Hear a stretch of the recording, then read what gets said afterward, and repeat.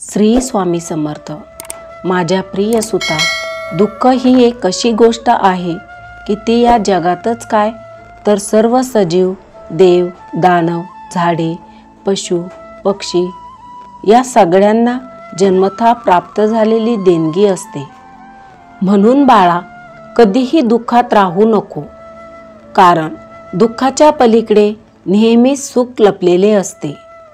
माझे आणि तुझे नेहमीचे हे बोल ठरलेले असतात, म्हणून माझ्या कोणत्या संवादाकडे दुर्लक्ष करू नको। आज मी तुझ्याकडे स्वतः चालून आलो आहे।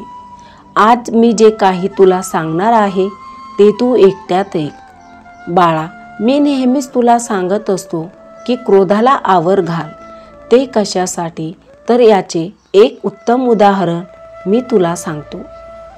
क्रोधातून सुडाची प्रतिशोधाची भावना निर्माण होते। सीता स्वयंवरात शिवधनुष्य छातीवर घेऊन खाली पडलेल्या महाप्रतापी रावणाच्या मनात क्रोध निर्माण झाला नसता, सीतेच्या प्राप्तीची अभिलाषा निर्माण झाली नसती, आपला पराभवाच्या प्रतिशोधाची भावना निर्माण झाली नसती, तर तो सोन्याच्या लंकेसह लयास गेला नसता आणि रामायणही निर्माण झाले नसते। प्रतिशोधासाठी अंबाने अग्निप्रवेश केला आणि पुनर्जन्मात महाभारतातल्या महायुद्धात शिखंडी रूपाने भीष्माचार्यासमोर उभा ठाकला। आपल्यासमोर उभा असलेली शिखंडी ही गतजन्मीची अंबा आहे हे ओळखून आणि स्त्रीवर शस्त्र न चालवण्याच्या शास्त्रधर्माला अनुसरून त्याच्या आडून येणारे अर्जुनाचे सारे शहर त्यांनी आपल्या शरीरावर झेलले। देवांनाही अभिमान वाटावा असे भीष्माचार्य शराधीन झाले। अंबाने आपला प्रतिशोध घेतला, पण एका दिवात्म्याला आपले प्राण नाहक खर्ची करावे लागले। प्रतिशोध हा असा असतो। पुराणातले हे दाखले आपल्याला वस्तुस्थिती दाखवतात, पण आपण त्यातून कितीसे शिकतो। त्या काळी मानवाप्रती प्रतिशोधाची भावना होती आणि आजही ती आहे। पिढ्यानपिढ्यावर असणारी घराणी आपल्या पाहण्यात ऐकण्यात आहेत। या वैरापायी प्रतिशोधापायी अनेक जण आपल्या प्राणास मुकले आहे। स्त्रिया विधवा तर मुले अनाथ झाली आहेत। पण या प्रतिशोधाच्या कैफात बुडालेल्या या माणसांना हे कधी जाणवले तर नाहीच। एक छोटीशी ठिणगी जशी वणव्यात रूपांतरित होते, तसे छोटेसे भांडणही प्रतिशोधात परावर्तित होऊ शकते। सुशिक्षित, अशिक्षित, ज्ञानी, अज्ञानी हे प्रतिशोधाला प्रमाणित नसते। ही भावना कुणाच्याही मनात निर्माण होऊ शकते। राव जसा सुडाने पेटू शकतो, तसा रंकही सुडाने पेटू शकतो। अपमान हा शक्यतो प्रतिशोधाच्या मुळाशी असतो। अपमानित झालेली व्यक्ती आतल्या आत धुमसत असते आणि हे धुमसणे वणवा बनून बाहेर पडते। हा वणवा साधा नसतो तर सर्वनाशी असतो, पण प्रतिशोधाच्या ज्वालेत जळणाऱ्या व्यक्तीच्या ते कधीच लक्षात येत नाही। म्हणूनच स्वामी क्रोधाला आवर घालण्याआधी झालेल्या अपमानाला किती महत्त्व द्यायचे हे आपल्याला सांगत असतात। मान सांगावा जगाला आणि अपमान सांगावा मनाला, असे म्हणतात ते यासाठीच। मन हा आपला आरसा असतो बाळा, त्यात आपले मूळ प्रतिबिंब उमटते। आपण जगाला फसवू शकतो, पण मनाला नाही। आपण जसे वागतो तसेच मनाच्या आरशात दिसते। आपली प्रतिशोधाची सुडाची प्रतिमा या आरशात कशी दिसते हे पाहिल्यास या प्रतिशोधापासून आपण परावृत्त होऊ शकतो, पुढील विनाश टाळू शकतो। बाळा, गोड खाल्ल्याने तोंड गोड होते, तर कडू खाल्ल्याने तोंड कडू होते। त्यामुळे सहसा गोड खाण्याकडे साऱ्यांचा कल असतो। जर गोड खाण्याने आपल्याला आनंद, समाधान, तृप्ती मिळत असेल, तर गोड बोलण्याने, चांगले बोलण्याने आपल्याला वरील तीनही गोष्टींचा लाभ होतो। पण ही साधीशी गोष्टी आपल्या पचनी पडत नाही। सध्याच्या स्पर्धात्मक युगात कुणालाच थांबायला वेळ नाही, मग परस्परांशी बोलायची गोष्ट तर दूरच। आणि त्यातून काही संभाषण झाले तर त्यात काही तारतम्य असेल, समन्वय असेल, तर त्यातही आनंदच असतो।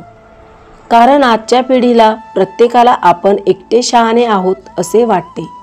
दुसऱ्याने सांगितलेली मोलाची गोष्ट म्हणजे त्याने केलेला शहाणपणा वाटतो. आता याला काय म्हणावे? पण तसं पाहिलं तर प्रत्येक वेळी प्रत्येकजण वाईटच सांगत असतो, अयोग्य सल्ला देत असतो असे काहीच नसते. पण ते समजावून घ्यायची प्रवृत्ती, मानसिकता आपल्या अंगी उरत नाही. समोरचा आपला हितचिंतक आहे की आपला वाईट चिंतू इच्छितो हेही आपल्या लक्षात येत नाही. आता ते कसे पहा, कोणत्या ना कोणत्या तरी घरात वरील प्रकारचा संवाद हमखास घडलेला असतो. आमच्या वेळी या क्लासचे त्या क्लासचे फॅड नव्हते. किंबहुना मी शिकत होतो त्या गावात शहरात कोणताही क्लास नव्हता. सारे विषय शाळेत शिकवले जायचे. पण आता तुम्हाला साधा इतिहास भूगोलचाही क्लास लावावा लागतो. पालकांचे हे बोल तळमळीचे असतात, पण घरातल्या मोठ्यांचे हे म्हणणे त्यांना टोमणे मारल्यासारखे अतिरेकी वाटतात. आताचा अभ्यास किती कठीण आहे तुम्हाला माहीत आहे का? आपण असे सहजपणे बोलून जातो, पण एक वेळ त्यांनी अनुभवाचे घेतलेले धडे आपल्याला सांगत असताना आपण त्याची किंमत करत नाही. बाळा, सर्वात महत्त्वाचे काय तर संवाद साधणे, चांगले बोलणे. तुम्ही समोरच्याशी चांगले बोला. त्यांचे म्हणणे शांतपणे ऐकून घ्या. त्यांचे विचार योग्य असतील तर आपले मत बदला.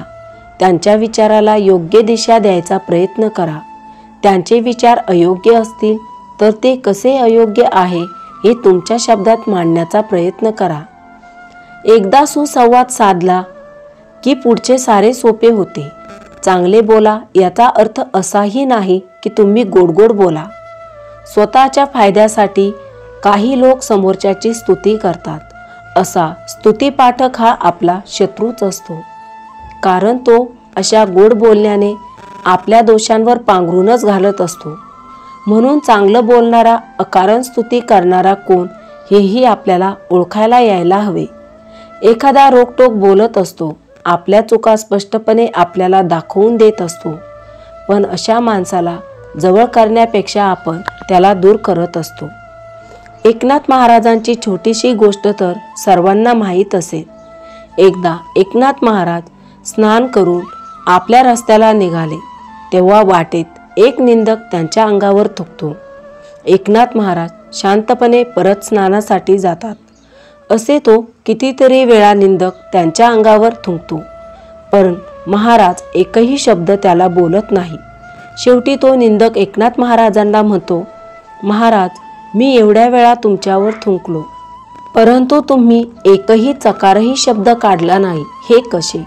तुम्हाला राग का आला नाही? तेव्हा एकनाथ महाराज म्हणतात, बाळा, राग हा क्षणिक असतो आणि तो मला माहीत आहे, तर मी का रागवेन तुझ्यावर? आणि मुळात तू तर मला पुण्यच मिळवून द्यायच्या कामी पडला. त्यावर तो निंदक विचारतो, ते कसे? निंदकाने विचारताच एकनाथ महाराज म्हणाले, भल्या गृहस्था, स्नान करून आल्यावर तू वारंवार माझ्या अंगावर थुंकलास आणि मला त्या वेळी स्नान करावे लागले. तू थुंकला नसता तर माझे एकदा स्नान झाले असते, पण तू थुंकल्यामुळे चंद्रभागेचे पवित्र मंगलमय असे स्नान मला अनेक वार घडले.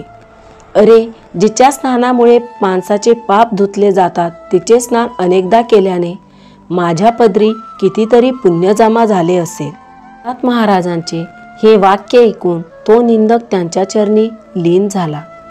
चांगले बोला याचा स्पष्ट अर्थ असा की आपले मन निर्मळ ठेवा. आपल्या बोलण्यातून आपल्या मनातल्या सदिच्छा प्रकट करा. आपला हेतू वाईट नाही तर सरळ मार्गाने जायचा मार्गदर्शक आहे हे पुढच्याला समजावून द्या. जेव्हा तुम्ही निरीच्छ अंतकरणाने बोलाल तेव्हा तुमचे स्वच्छ चारित्र्य सर्वांना दिसेलच, पण पुढचाही तुमच्या मार्गाचा अनुयायी होईल. आपले स्वामी आपल्याला हेच सांगत असतात.